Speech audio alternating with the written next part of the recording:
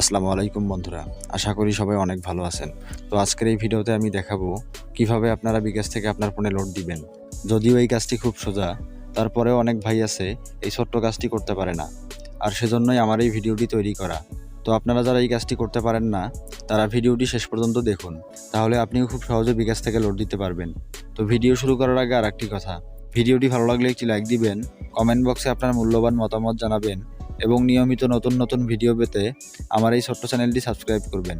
তো চলুন আমরা দেখি কিভাবে বিকাশ অ্যাপস থেকে লোড দিতে হয়।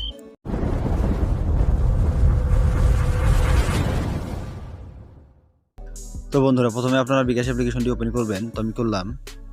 তো করার পর কিছুক্ষণ সময় নেবে, তো একটু ওয়েট করবেন। তারপরে এই অপশনটি আসবে। তো এখানে দেখেন বিকাশ পিন। তো এখানে আপনাকে বিকাশ পিন দিয়ে লগ ইন করতে হবে। তো আমি আমার পিন নাম্বারটা দিচ্ছি। তারপর নিচে দেখেন পরবর্তী নামে একটি অপশন, এখানে ক্লিক করবেন। তো আমি করলাম। তো আবারও কিছুক্ষণ সময় নেবে, তারপরে এই অপশনটি আসবে। তো এখানে দেখেন অনেকগুলো অপশন চলে আসছে, send money, cash out, mobile recharge. তো এখানে 2 নম্বরই দেখেন মোবাইল রিচার্জ নামে একটি অপশন, এখানে ক্লিক করবেন। তো আমি করলাম।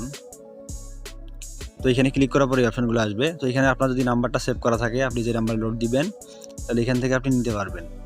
আর যদি সেভ করা না থাকে তাহলে উপরে দেখেন নাম্বার দিন, এখানে ক্লিক করে নাম্বারটা দিয়ে দিবেন। তো আমি আমার একটা নাম্বার দিচ্ছি।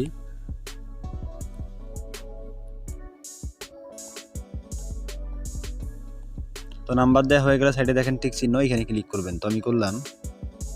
তো এখানে ক্লিক করার পরে এই অপশনটি আসবে। তো এখানে দেখেন টাকার অ্যামাউন্ট দিতে হবে।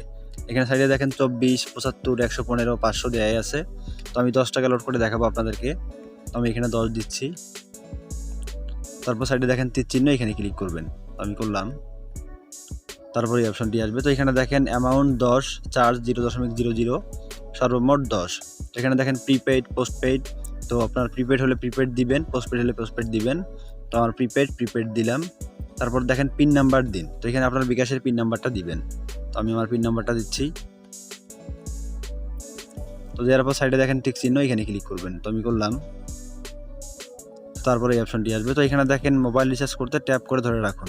তো এখানে আপনাকে চাপ দিয়ে ধরে থাকতে হবে। তো আমি চাপ দিলাম। তো দেখেন রিচার্জ হয়ে গেল। তো এইভাবে আপনারা বিকাশ থেকে রিচার্জ করবেন অথবা লোড দিবেন। তো বন্ধুরা, এই ছিল আমাদের আজকের ভিডিওটি ভালো লাগলে একটি লাইক দিবেন, কমেন্ট বক্সে আপনার মূল্যবান মতামত জানাবেন এবং নিয়মিত নতুন ভিডিও পেতে আমার এই ছোট্ট চ্যানেলটি সাবস্ক্রাইব করবেন। তো আজকে পর্যন্ত, সবাই ভালো থাকবেন। আসসালামু আলাইকুম।